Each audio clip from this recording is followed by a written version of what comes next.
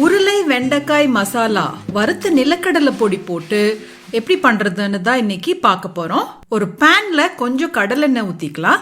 ஒரு 1/4 கிலோ வெண்டைக்காயை நறுக்கி சேர்த்திடலாம். வெண்டைக்காயை ரொம்ப பொடியா நறுக்க வேண்டாம். ஒரு 1/2 இன்ச்ல இருந்து 3/4 இன்ச் பீசஸா நறுக்கி வெண்டைக்காயை சேர்த்திக்கலாம். ஒரு 2 டேபிள் ஸ்பூன் தயிரும் இது கூடயே சேர்த்திடலாம். தயிர் சேர்த்தி வெண்டைக்காயை வணக்கணும்னா வெண்டைக்காயோட வழுவழுப்பு தன்மை சீக்கிரமா போயிடும். வெண்டைக்காய் நல்லா ட்ரை ஆகிற வரைக்கும் ஒரு மீடியம் ஃப்ளேம்ல வச்சு நல்லா ஃப்ரை பண்ணி எடுத்துக்க போறோம். இப்போ பார்த்தீங்கன்னா வெண்டைக்காய் நல்லா ஃப்ரை ஆயிடுச்சு. ஃப்ரை ஆன வெண்டைக்காயை பேன்ல இருந்து எடுத்து ஒரு பிளேட்டுக்கோ இல்லை ஒரு பவுலுக்கோ மாற்றிடலாம்.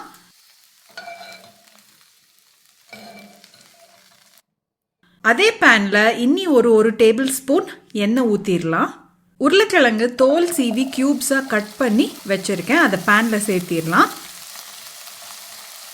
இந்த உருளைக்கிழங்குக்கு அளவா ஒரு பிஞ்ச் உப்பு சேர்த்திக்கலாம். ஒரு மூடி போட்டு ஒரு 10 நிமிஷம் இதை அப்பப்போ வணக்கி விட்டு குக் பண்ணி எடுத்துக்க போகிறோம்.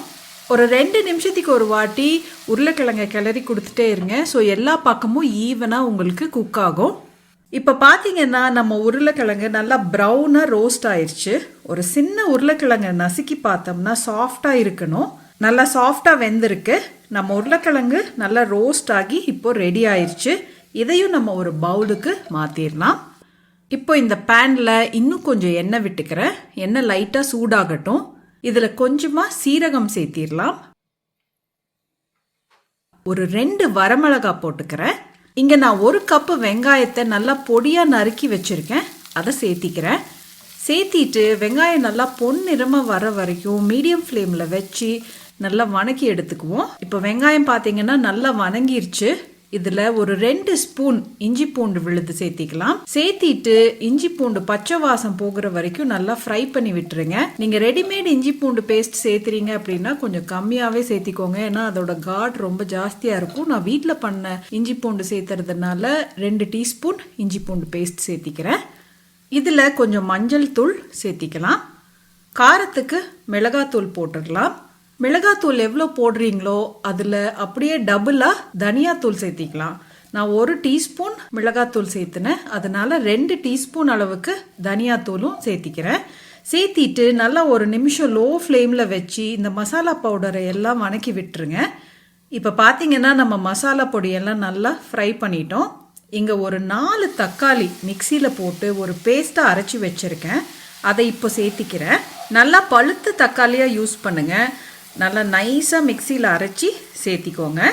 இப்போ இந்த டிஷ்ஷுக்கு தேவையான உப்பு போட்டுடலாம். ஒரு டீஸ்பூன் போடுங்க, கரெக்டாக இருக்கும்.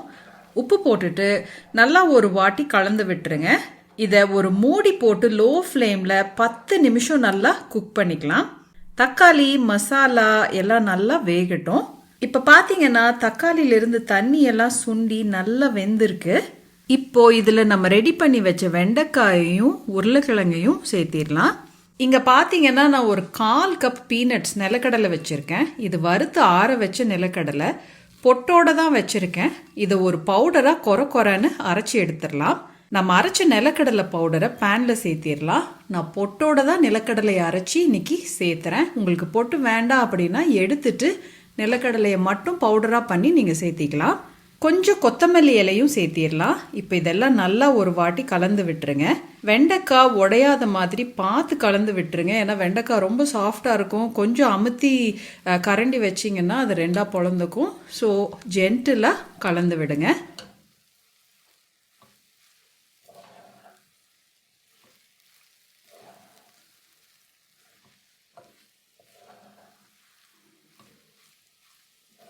நம்ம ஆலு பிண்டி மசாலா நிலக்கடலை பொடி போட்ட வெண்டைக்காய் உருளை மசாலா ரெடி. சப்பாத்திக்கு ரோட்டிக்கு எல்லாம் ரொம்ப நல்லா இருக்கும். ட்ரை பண்ணி பாருங்க. கடலையும் இருக்கிறதுனால ஹெல்த்தி கூட. உங்கள் குழந்தைகள் விரும்பி சாப்பிடுவாங்க. இந்த ரெசிபி ட்ரை பண்ணிங்கன்னா எனக்கு கமெண்ட்ல மறக்காமல் சொல்லுங்கள். தேங்க்யூ ஸோ மச் ஃபார் வாட்சிங்.